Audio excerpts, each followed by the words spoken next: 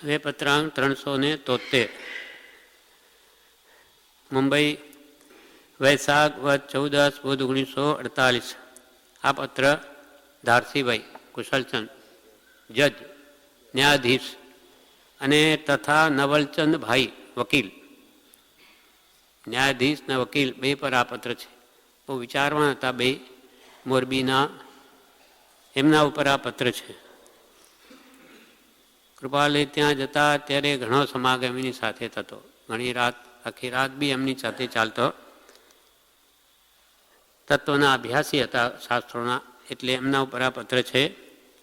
મોહમયીથી જેની અમોહપણે સ્થિતિ છે એવા શ્રી ના યથા મીંડું યથાયોગ્ય, શ્રી એટલે પોતાનો, એવા અમારા તમને યથાયોગ્ય છે. તમારી જેટલી યોગ્યતા હોય એટલા અમારા નમસ્કાર. યથાયોગ્ય મોહમયીથી, મુંબઈ છે તે મોહમયી છે, મોહનું જ ઘર છે. ચારે બાજુ મોહ મોહ ને મોહ એવું વાતાવરણ છે. કૃપાલ કે આરે ક્ષેત્ર હોવા છતાં અનારી જેવું થઈ ગયું છે આ મોહમયી મુંબઈ. મોહમયીથી જેની અમોહપણે સ્થિતિ છે, મોહમય હોવા છતાં એમને નડતો નથી મોહ. કેમ કે એમને તો આખી મુંબઈ શમશાન દેખાય, શમશાન જેવી લાગે. જ્યારે લોકો મુંબઈ જોવા જાય પણ એમને મન તો મુંબઈ શમશાન છે. જેમ પ્રભુશ્રી આપણને કહે ને, આ તો બધા પરા મળદા, આ તો બધા મળદા, જ્યાં મળદા હોય તે શમશાન જ થયું. પણ એમાં રહેલો ચેતન તત્વ આત્મા, અમારી તો એ દ્રષ્ટિ છે, કિંમત એની છે, મહાત્મ્ય એનું છે. મોલ કરો તરવાર કા પડ્યા રહેંદો મ્યાન. આપણે તલવાર ખરીદવા જતા હોય તો શું ઉપરનું સુંદર મ્યાન જોઈએ? એનું ખોખું કેવું સુંદર છે, પણ અંદર તલવાર બુઠ્ઠી છે કે ધારદાર છે કે શા મટીરિયલની બનેલી એ જોઈશું. કોઈ પણ વસ્તુ જેવા લઈએ તો અંદરનો એનો માલ જોઈએ છે, ઉપરનું ખાલી આકર્ષણથી શું મળે. એમ મોહમયથી જેની અમોહપણે સ્થિતિ છે એવા શ્રીના યથા યોગ્ય. આમાં કૃપાલદેવ પ્રશ્નનો જવાબ આપે છે. ધારસીભાઈ લખ્યું હશે કે આ બધું આખું જગત તે મનને લઈને છે, મનને લઈને આ બધું છે. એવો જે અત્યાર સુધીનો થયેલો નિર્ણય લખ્યો, ધારસીભાઈ લખ્યો, તે સામાન્ય પ્રકારે તો યથાતથ્ય છે.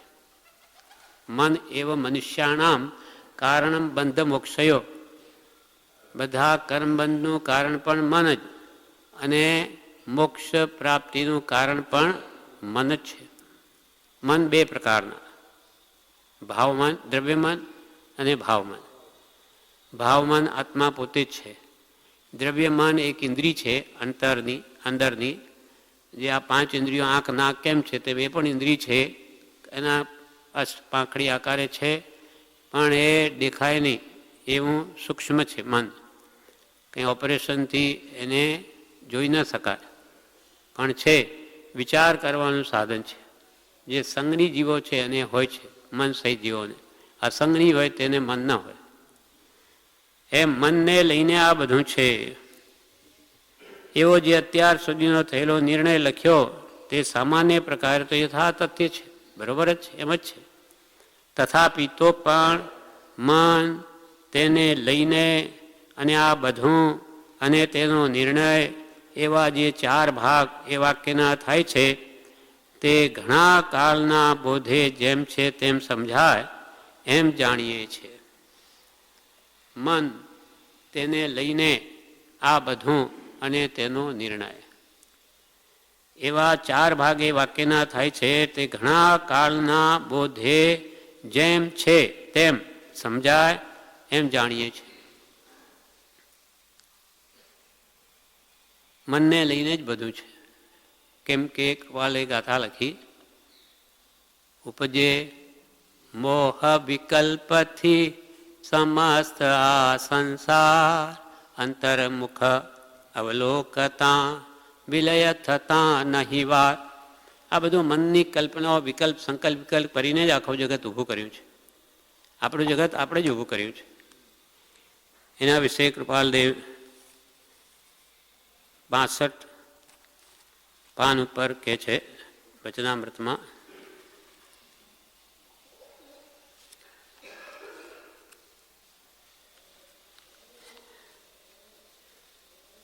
એકસો 8 પાન ઉપર કહે છે. પહેલા 108 પાન પર એવું જણાવ્યું, એટલે 62 પાન ઉપર તો શું કહે છે, શ્રેણિક રાજાને અનાથી મુનિએ જે બોધ આપ્યો તેમાં કહે છે કે આપણો આત્મા જ સર્વ દુઃખનો ઉપજાવનાર છે, અને જેમ કે મન જ મોક્ષનું કારણ ને મન જ સંસારનું કારણ છે, એ ભાવ અહીંયા કહે છે. અનાથી મુનિ શ્રેણિક રાજાને બોધ આપે છે કે નિશ્ચય માંજે, હે શ્રેણિક રાજા નિશ્ચય માંજે કે આપણો આત્મા દુઃખની ભરેલી વેતરણીનો કરનાર છે. દુઃખની ભરેલી વેતરણી નદી અથવા એ નર્કમાં હોય, જ્યાં પાણી જાણે હાથ ઘાલે કે ત્યાંય બળતરા છે, એમ દુઃખની ભરેલી નદી એની ઉત્પન્ન કરનાર કોણ છે? પોતે જ. નર્કમાં પોતાના આત્માને કોણ લઈ જાય? પોતે જ. સ્વર્ગમાં કોણ લઈ જાય? પોતે જ. આપણો આત્મા દુઃખની ભરેલી વેતરણીનો કરનાર છે. આપણો આત્મા જ ક્રૂર શાલમલી વૃક્ષના દુઃખનો ઉપજાવનાર છે. આ ત્યાં જ હોય, ઝાડ નીચે જઈને બેસે કે ઉપરથી પાન પડે સીધી જાણે તળવાર પડી અંગ કપાઈ જાય, એવી તો ત્યાં એવા ઝાડ બધું દુઃખના જ કારણો ઊભા થાય એવા છે. આપણો આત્મા જ ક્રૂર શાલમલી વૃક્ષના દુઃખનો ઉપજાવનાર છે. આપણો આત્મા જ વાંછિત વસ્તુરૂપી દૂધની દેવાવાળી કામધેનુ ગાયના સુખનો ઉપજાવનાર છે. આ કલ્પવૃક્ષો દેવલોકમાં હોય. આપણો આત્મા જ નંદનવનની પેઠે આનંદકારી છે. આપણો આત્મા જ કર્મનો કરનાર છે. આપણો આત્મા જ તે કર્મનો ટાળનાર છે. આપણો આત્મા જ દુઃખોપાર્જન કરનાર છે. આપણો આત્મા જ સુખોપાર્જન કરનાર છે. આપણો આત્મા જ મિત્ર ને આપણો આત્મા જ વૈરી છે. કોનો? પોતાનો. આપણો આત્મા જ કનિષ્ઠ આચારે સ્થિત અને આપણો આત્મા જ નિર્મલ આચારે સ્થિત રહે છે. હવે 108 પાનમાં એમ કે છે, જીતેન્દ્રના પાઠમાં કહ્યું મન વિશે. અહીંયા લખ્યું કે મનને લઈને આ બધું, તેના વિશે કે છે શિક્ષા પાઠ 68માં વચનામૃત પાન 108. મન જ સર્વોપાધિની જન્મદાતા ભૂમિકા છે. સર્વોપાધિ આ ઇન્દ્રિયોના સુખ માટે જે ઉપાધિ જીવ કરે તે ક્યાંથી, અને જન્મ કોણ આપે? મન. મનમાંથી ઈચ્છા ઉઠે કે મારે આ ખાવું છે, જોવું છે, સૂંઘવું છે, સાંભળવું છે, સ્પર્શવું છે, એટલે બધાનું મૂળ કારણ મન જ છે. મન એટલે ભાવના આત્મા પોતે જ. પેલું દ્રવ્ય મન તો જડ છે, એ કંઈ કરી ન શકે. માણસ મરી જાય પછી મન એ શું કરી શકે? જીવ જ એવા ભાવ કરે પોતાના કર્મના અનુસાર મોહના બળથી. એટલે મન વડે જ આ ઇન્દ્રિયોનું આકર્ષણ થાય છે. મન જ સર્વ ઉપાધિની જન્મદાતા ભૂમિકા છે. મન જ બંધ અને મોક્ષનું કારણ છે. મન એવું મનુષ્યાણામ કારણમ બંધ મોક્ષયો. મન જ બંધ અને મોક્ષનું કારણ છે. મન જ સર્વ સંસારની મોહિની રૂપ છે. એ વશ થતાં, એ મન વશ થતાં આત્મ સ્વરૂપને પામવું લેશ માત્ર દુર્લભ નથી. પણ આ મનડું કિમી ન બાજે, ઓ કુંથોજીને મનડું કિમી ન બાજે. આ મનડું વશ થતું નથી. આનગંજી જેવા કહે, જીમ જીમ જતન કરીને રાખો, તિમ તિમ અળગું ભાજે હો કુંથોજીન મનડો કિમહી ન બાજે. અંતમાં શું કહે સ્તવનમાં? હે ભગવાન, આપે મન વશ કર્યું છે એ મેં શાસ્ત્રથી જાણ્યું, પણ આપ મારું મન વશ કરી આપો તો માનું સાચું. આપ કહો છો પણ મને તો આ કૂદકા જ મારે વાંદરાની જેમ. આ મન એ કેવી રીતે વશ કર્યું આપ? મનડું દુરારાધ્ય તે વશ આણ્યું, આગમથી મતિ આણું. આગમ શાસ્ત્રોમાં કહ્યું છે કે ભગવાને મનને વશ કર્યું. આનંદ ઘન કહે માહરું આણો તો સાચો કરી જાણવો કુંથુજીન મનડો કી મહીન બાજે. વસ થતું નથી, બાજે એટલે બસ. આ મનડું કોઈ રીતે વસ થતું નથી, આપે કર્યું છે, મારું કરી આપો તો જરૂર જાણો કે આપે મન વસ થયું છે, આપનું મન વસ થયું છે. એમ એવું જે મન છે એ વશ થતાં તો આત્મ સ્વરૂપને પામવું લેશ માત્ર દુર્લભ નથી. મન કેવું છે? જેમ એક રથને 5 ઘોડા જોડેલા હોય, શ્રી કૃષ્ણ ફોટા આવે એમાં 5 ઘોડા જોડેલા હોય, સારથી અર્જુન છે. એ 5 ઘોડાની લગામ કોના હાથમાં છે? અર્જુનના હાથમાં. તે 5 ઇન્દ્રિયો રૂપી ઘોડાઓની લગામ કોના હાથમાં છે? મન રૂપી સારથીના મનમાં. મન જેમ ચલાવાય છે તેમ ઘોડાઓ ચાલે. એટલે મન જ વશમાં આવી ગયું તો 5 ઇન્દ્રિયો શું કરે? એ તો એને વશ છે. એમ એ મન વશ થતાં આત્મ સ્વરૂપને પામવું લેશ માત્ર દુર્લભ નથી. મન વડે ઇન્દ્રિયોની લોલુપતા છે. મન વડે ભાવ મને આત્મા તે વડે જ ઇન્દ્રિયોની લોલુપતા છે. ભોજન, વાજિંત્ર, સુગંધી, સ્ત્રીનું નિરીક્ષણ, સુંદર વિલેપન એ સગળું મન જ માગે છે. એ મોહિની આડે એ ધર્મને સંભાળવા પણ દેતું નથી. સંભાળ્યા પછી સાવધાન થવા દેતું નથી. પહેલાં તો એટલો બધો ઇન્દ્રિયો પ્રત્યે આકર્ષણ જીવને મોહ છે કે ધર્મને યાદ જ કરવા દેતું નથી. અને માનો યાદ આવે તો એમાં સાવધાન થવા દેતું નથી. એટલે વિષયોના પાછા વિચારો આવ્યા કરે. અને સાવધાન થયા પછી પતિતતા કરવામાં પ્રવૃત્ત લાગુ થાય છે. માનો સાવધાન થયો તો પાછો એને કેમ પાડે? વળી ખાવા પીવા કે ઈચ્છિત વસ્તુઓમાં મન પાછું જતું રહે. છોડ્યા હોય તો મન પાછું ત્યાં જાય. એમ સાવધાન થયા પછી પતિતતા કરવામાં પ્રવૃત્ત લાગુ થાય છે. એમાં નથી ફાવતું ત્યારે સાવધાનીમાં કંઈ ન્યૂનતા પહોંચાડે છે. પછી શું કરે? આળસ આવે. બ્રહ્મચારીજી વિવેચનમાં કહ્યું છે કાં તો પછી આળસ આવે છલો કે ઊંઘ આવે. ધર્મ કરવા બેસે કે સીધો ઊંઘ ઘેરી લે, ઊંઘ જ આવ્યા કરે. એટલે વસ્તુ સાચી એના અંતરમાં જવા જ નહીં દે. એમાં નથી ફાવતું ત્યારે સાવધાનીમાં કંઈ ન્યૂનતા પહોંચાડે છે. જેઓ એ ન્યૂનતા પણ ન પામતા અડગ રહીને મન જીતે છે તે સર્વ સિદ્ધિને પામે છે. એ આત્મજ્ઞાન રૂપ આત્મસિદ્ધિને પામી શકે. સર્વનું કારણ તો મન છે. એ મન કેવી રીતે વશ થાય તે પણ જણાવશે. મનને લઈને આ બધું છે એવો જે અત્યાર સુધીનો થયેલો નિર્ણય તે સામાન્ય પ્રકારે તો યથાતથ્ય છે.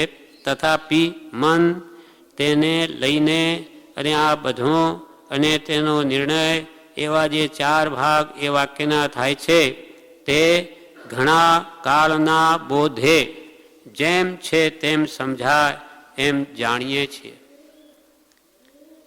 મન હવે ભાવમન આત્મા અનાદિનો રાગદ્વેષ એનો સ્વભાવ વિભાવ છે, પણ એનો સ્વભાવ જેવો થઈ ગયો જાણે.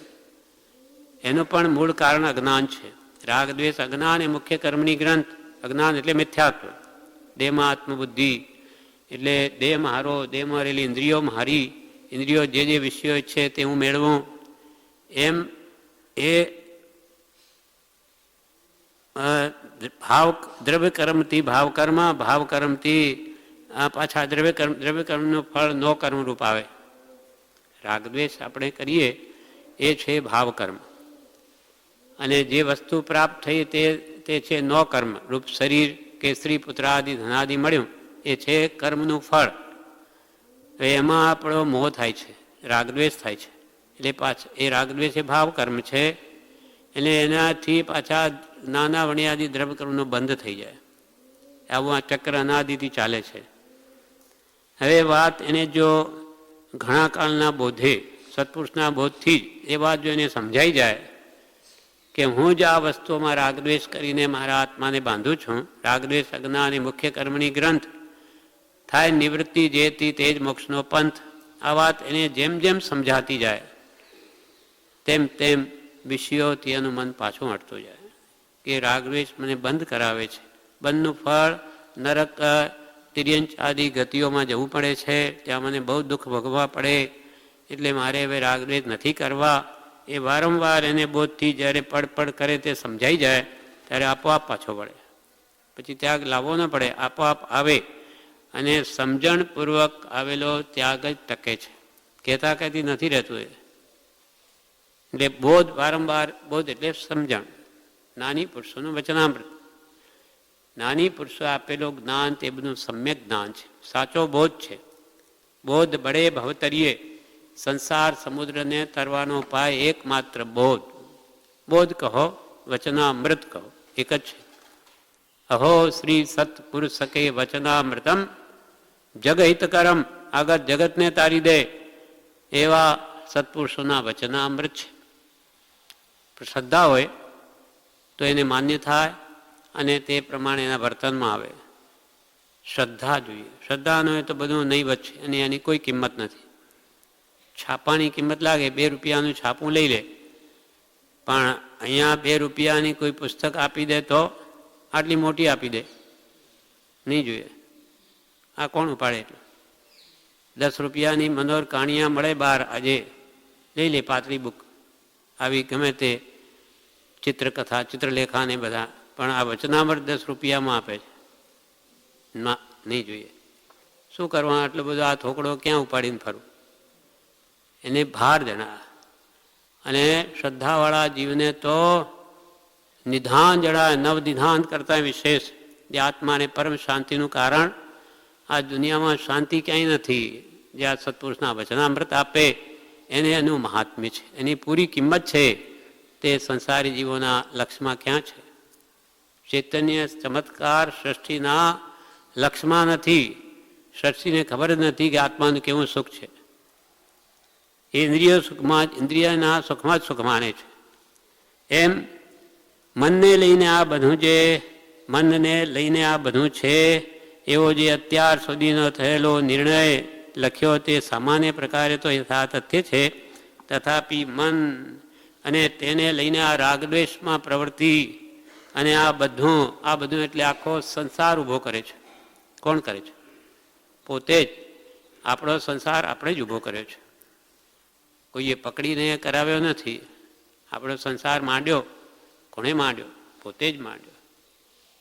કાદમમાં પગ પોતે જ મૂક્યો, ખરડાયો, પછી કે હવે બહાર નીકળો, બીજો પગ જોર કરે, હવે બીજો ફસાય. એકના પછી 2 થયા, 2ના 3 થયા, 4 થયા, પછી કરોળિયાની જાળ જેવો પકડાઈ જાય ને નીકળી જ ન શકે. 8 થાય. એક જ 2 હોય એના 50નું કુટુંબ થઈ ગયું.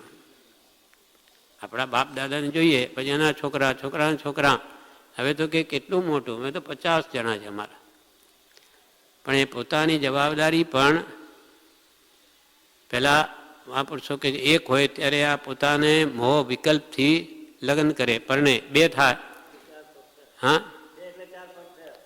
4 પગો થયો, પશુ થઈ ગયા. પછી 3 થાય ત્યારે 6 પગો થાય, પછી 4 થાય ત્યારે 8 પગો થાય. કરોળિયાની જાળ જેવો. કરોળિયો પોતાની લાલથી પોતે જ જાળ ઊભું કરે છે, પણ પોતે જ એવો ફસાઈ જાય એ નીકળી જ નથી શકતો. તેમાં સંસારની મોહની એટલી બધી પ્રબળ છે કે માણસને વિવેક આવે ત્યારે ઘણું મોડું થઈ ગયું હોય, જરૂર હોય ત્યારે પહેલાં આવે નહીં, પછી આ જાળમાંથી નીકળવું ઘણું અઘરું થઈ પડે. એટલે અહીંયા કૃપાલે કે મન, તેને લઈને મને એવા મોહના વિકલ્પ કર્યા, તેથી તેને લઈને આ બધું આ સંસાર ઊભો કર્યો પોતે જ. હવે તેનો નિર્ણય, આ મેં કરી, ભૂલ કરી કે સારું કર્યું, શું કર્યું, એનો હવે વિચારી નિર્ણય કરો. જો યોગ્ય ન લાગતો હોય તો હવે એવા ભાવ કરો કે ભવો ભાવ મને આ સંસારનું સ્વપ્ન પણ હોશોમાં. સંસાર તો શું, સ્વપ્નમાં પણ હું સંસારને ન ઈચ્છો, હે ભગવાન એવું હોજો. અને નવો જન્મ મારો થાય તો કોઈ સમ્યક દ્રષ્ટિ મહાત્માના ઘરે થાય, કાં તીર્થંકર ભગવાન હોય એના ઘરે થાય, કે જેથી બાળપણમાં જ એને ઉચ્ચ પ્રકારના સંસ્કાર મળે. બ્રહ્મચારીએ લખ્યું છે પ્રજ્ઞાબોધમાં, બોધિ દુર્લભ ભાવનામાં, સમ્યક દ્વિ કુટુંબમાજી હો તો હો અવતાર. મારે જન્મવું નથી, અવતાર લેવો નથી, પણ કર્મને આધીન ફરી જન્મ લેવો પડતો હોય તો સમ્યક દ્રષ્ટિ મહાત્માના ઘરે મારો જન્મ છે. સમ્યક દ્વિ કુટુંબમાજી હો તો હો અવતાર. અબુધને પણ બોધતાજી, અબુધ એટલે અજ્ઞાની, તેને પણ નાની બનાવી દે. અબુધને પણ બોધતાજી મળજો સદગુરુ સાર જીવજોને, ક્ષણ ક્ષણ નરભવ અવસર જાય. ક્ષણ ક્ષણ નરભવ અવસર જઈ રહ્યો છે, માટે હે ભગવાન આપ હમણાં જ મારા જન્મ જરા મરણનો અંત આવે એમ કરો. કૃપાલ કે અમારે પુનર્જન્મ લેવો જ નથી, જન્મવું જ નથી, ફરી જન્મવાની નિશ્ચલ પ્રતિજ્ઞા છે. કૃપાલ કે ફરી જન્મ નિશ્ચલ આત્મભાવે, આત્મભાવે ફરી જન્મવાની નિશ્ચલ પ્રતિજ્ઞા છે. આત્મભાવે અમે જન્મા નથી, છતાં અમારા કર્મના ઉદય એક ભાવ લેવો પડશે, એ જુદી વાત છે. તેથી દેહ એક જ ધારીને જાસી સ્વરૂપ સ્વદેશ, પણ આત્મભાવે ફરી જન્મવાની નિશ્ચલ પ્રતિજ્ઞા છે. બ્રહ્મચારીજી પુનર્જન્મના પાઠમાં પ્રજ્ઞાબોધમાં લખ્યો, લેવો નથી પુનર્જન્મ એવી જે દ્રઢતા ધરે, રાજચંદ્ર ગુરુ એવા સેવવા મન આદરે.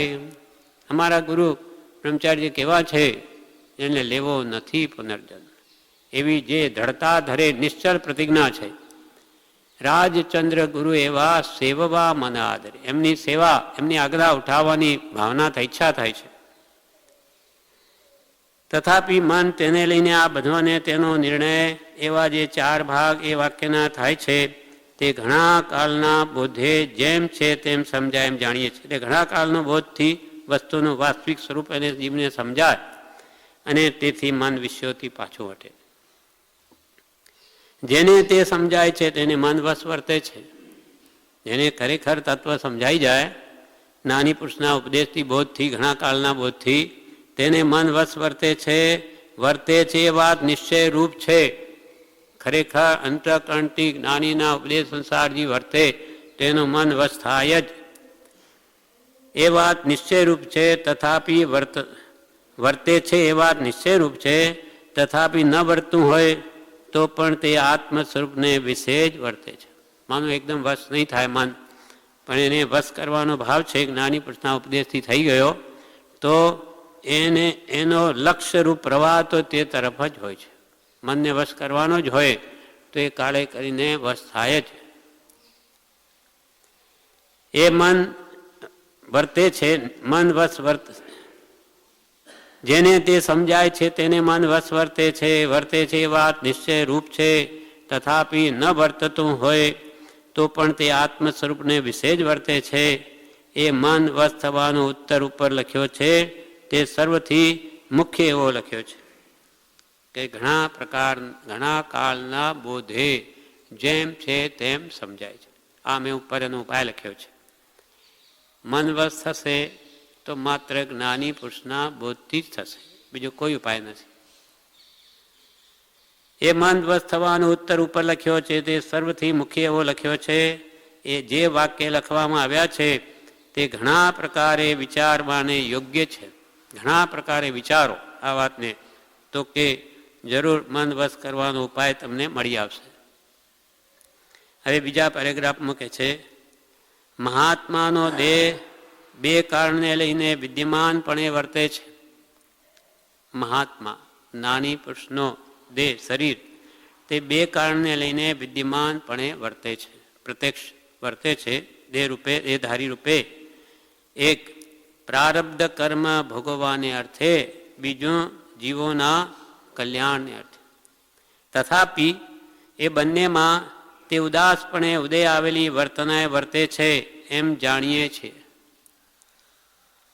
નાની પુરુષનો દેહ પોતાના પ્રારબ્ધ કર્મ ભોગવવાને માટે, વાણી મારી કોયલની જેમ કૃપાલદેવનું જે આ ભયંકર હુંડા સર્પણી કાળમાં આવું થયું, એમનો એવો કોઈ પ્રારંભનો ઉદય અને આપણું મહાભાગ્ય. નહીં તો આવો પુરુષ આ કાળમાં હોય નહીં. ક્યાં એની સાથે વાત કરી એવો બીજો એક માણસ નથી દેખાતો કૃપાલદેવને. કોની સાથે બોલવું? એક સૌભાગભાઈ મળ્યા ત્યારે એમને મનમાં પરમ શાંતિ વળી છે. સૌથી પહેલાં એ મળ્યા ત્યારે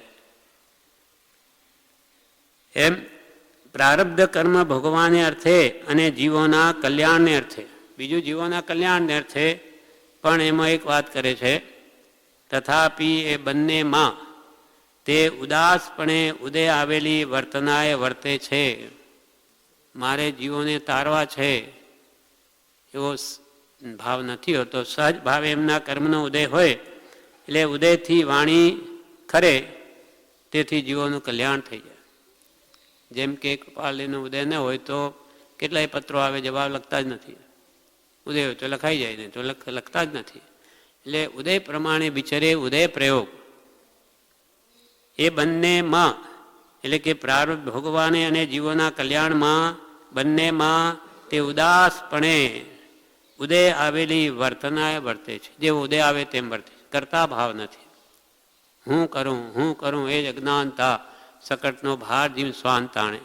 સજ ભાવે આવે તો કરે. જેમ કૃપાલ કે અમારા 36મા વર્ષે સર્વસંગ પરિત્યાગનો ઉદય છે, 708મા પત્રમાં લખ્યું.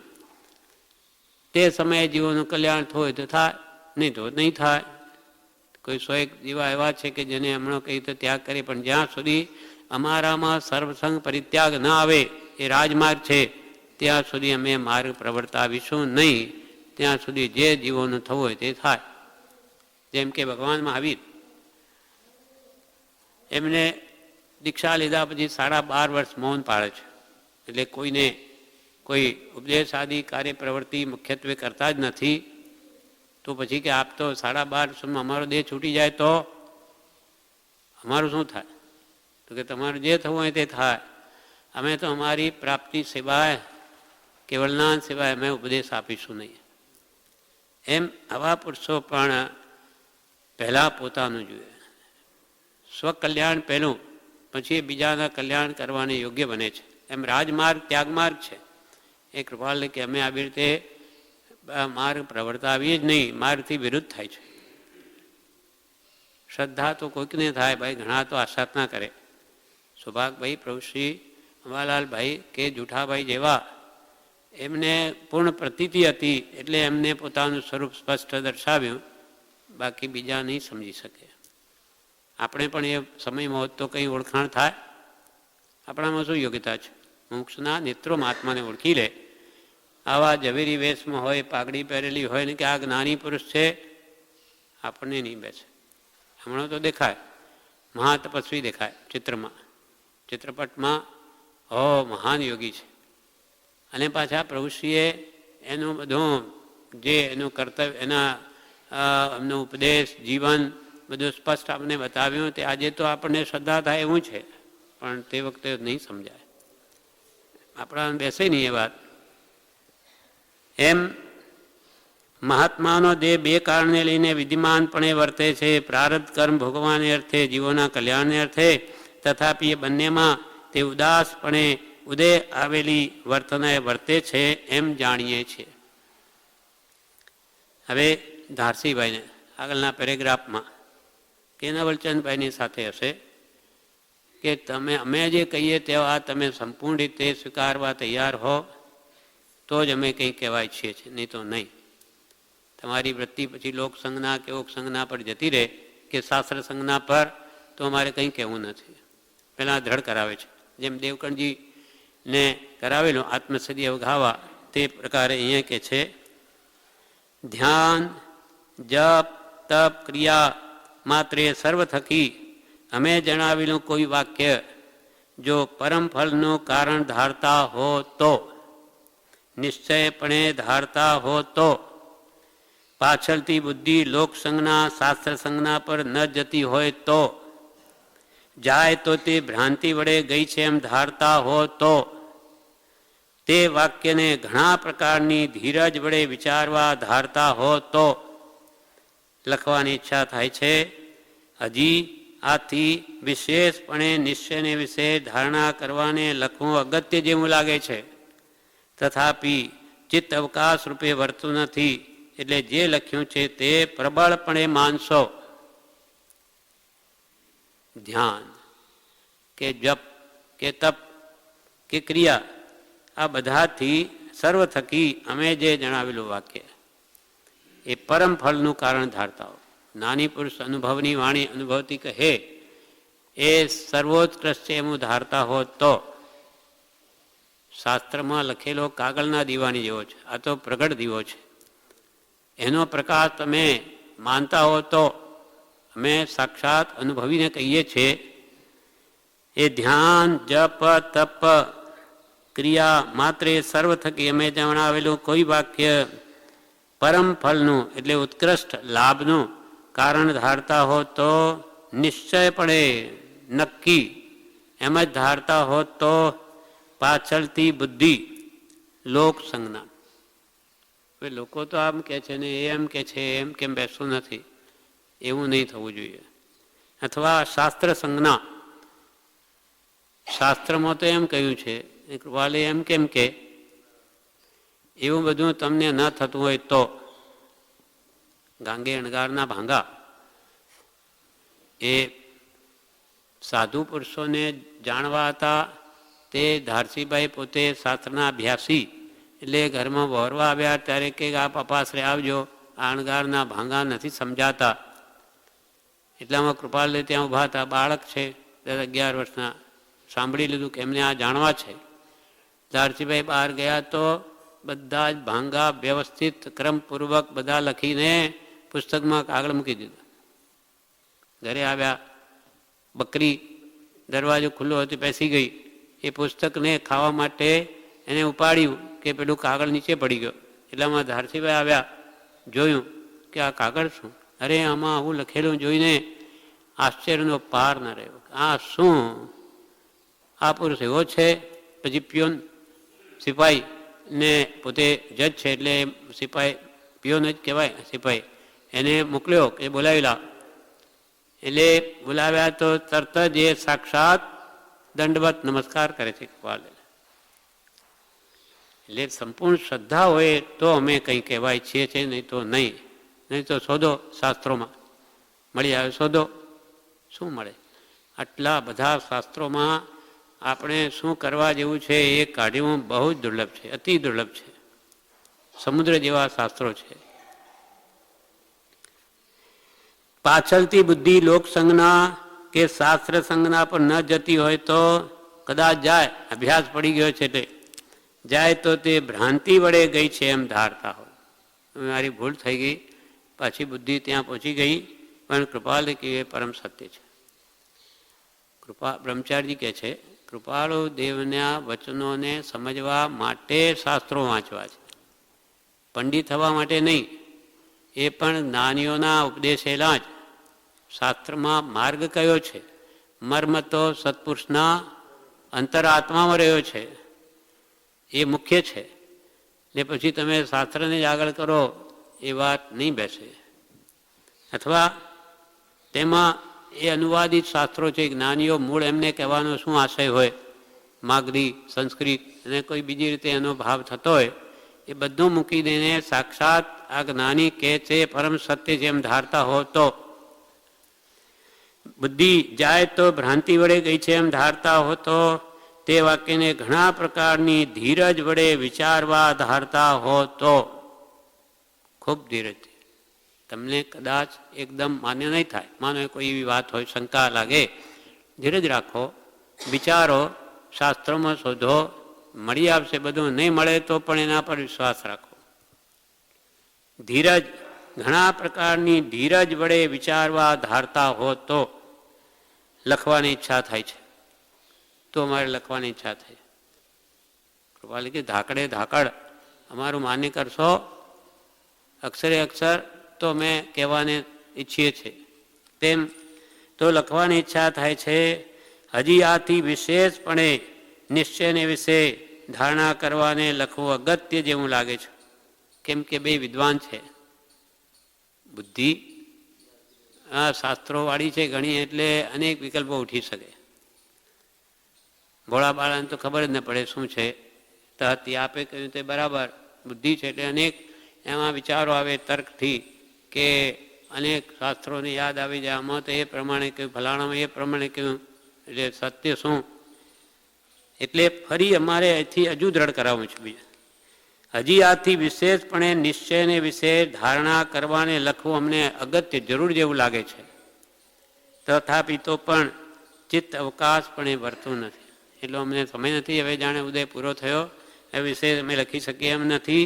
એટલે જે લખ્યું છે તે પ્રબળપણે માનશો, પ્રબળપણે પ્રકૃતિ બળ સહિત માનજો. આમાં ઘણું કહેવું છે હજુ અમારે, પણ એને બળવાન માનજો એમ જ છે. સર્વ પ્રકાર, હવે છેલ્લા પેરેગ્રાફમાં કે છે, સર્વ પ્રકારે ઉપાધિ યોગ તો નિવૃત્ત કરવા યોગ્ય છે. તથાપિ જો તે ઉપાધિ યોગ સત્સંગાદિને અર્થે જ ઈચ્છવામાં આવતો હોય, તેમજ પાછી ચિત્ત સ્થિતિ સંભવપણે રહેતી હોય, તો તે ઉપાધિ યોગમાં પ્રવર્તવું શ્રેયસ્કર છે. અપ્રતિબદ્ધ પ્રણામ. છેલ્લી લીટીમાં શું લખ્યું? સર્વ પ્રકારે ઉપાધિ યોગ તો નિવૃત્ત કરવા યોગ્ય છે. આરંભ પરિજ્ઞની પ્રવૃત્તિ તો સંપૂર્ણ ત્યાગવા યોગ્ય જ છે, એમાં બે મત નથી. પણ તથાપિ જો તે ઉપાધિ યોગ એટલે આજીવિકા આદિ મેળવી અને સત્સંગાદિ અર્થે જ ઈચ્છવામાં આવતો હોય કે ભાઈ આ ઉપાધિ કરું તો આજીવિકાનું થઈ રહે, તો પછી મારે સત્સંગ જ કરવો છે, એવી જો ભાવના રહેતી હોય, તેમજ પાછી ચિત્ત સ્થિતિ સંભવપણે રહેતી હોય, એટલે પોતાના ચિત્તની સ્થિતિમાં આત્માર્થનો લક્ષ્ય ભૂલાતો નહીં હોય, કરવું એ જ છે. પાછું આજીવિકા પેદા કરીને આત્મકલ્યાણ જ કરવું છે એવો લક્ષ્ય રહેતો હોય, તેમજ પાછી ચિત્ત સ્થિતિ સંભવપણે રહેતી હોય, તો તે ઉપાધિ યોગમાં પ્રવર્તવું શ્રેયસ્કર છે, તો કલ્યાણરૂપ છે.